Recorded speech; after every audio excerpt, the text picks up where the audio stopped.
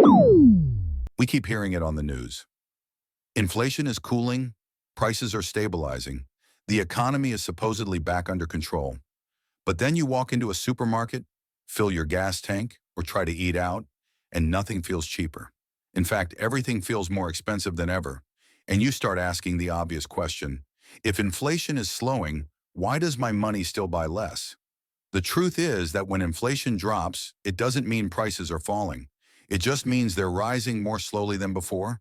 If last year your grocery bill went up by 10%, and this year it goes up by 3%, that's technically an improvement.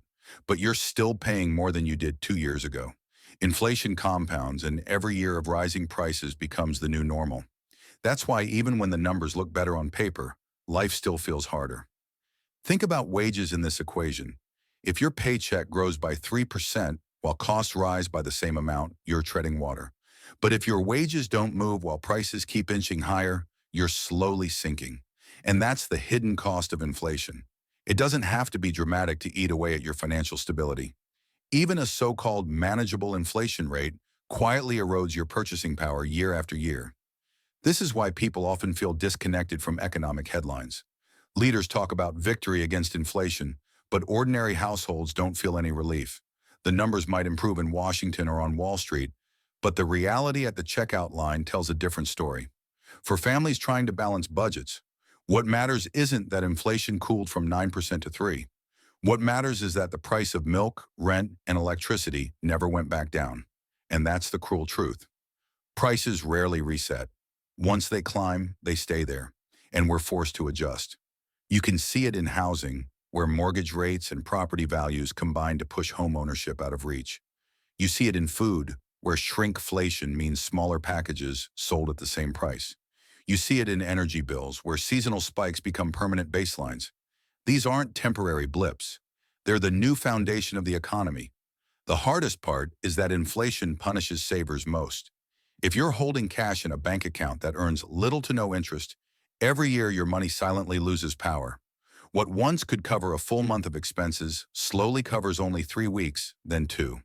That's why investors constantly stress the importance of putting money to work. Assets like stocks, real estate, or even bonds at least give you a chance to outpace inflation. Keeping cash on the sidelines guarantees that tomorrow it will be worth less than today. The irony is that even as inflation cools, people feel poorer. And in many ways they are. Because while wages tend to lag behind, debt never waits. Credit card balances, car loans, and mortgages don't care about inflation rates. They care about interest rates. And as central banks try to fight inflation by raising rates, the cost of borrowing skyrockets. That leaves households squeezed from both sides. Higher living costs and more expensive debt. So when you hear headlines celebrating victory against inflation, remember what they're really saying. They're not promising prices will go back down. They're saying prices will keep going up, just not as fast. For the average person, that's a hollow victory.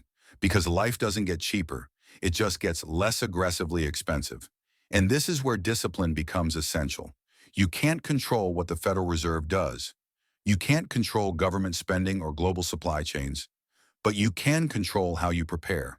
That means protecting your income, reducing debt, and investing wisely to keep pace with a world where the cost of living rarely retreats. Because the inflation story isn't about numbers on a chart, it's about your daily reality. And if you don't take action, that silent erosion of purchasing power will continue to shape your future. The truth about inflation is simple but uncomfortable. Once prices rise, they almost never go back. And that's why, even in times of cooling inflation, life still feels more expensive. Because it is. Thanks for watching InvestingFlix, where smart money learns smarter moves. Subscribe for more insights that grow your wealth.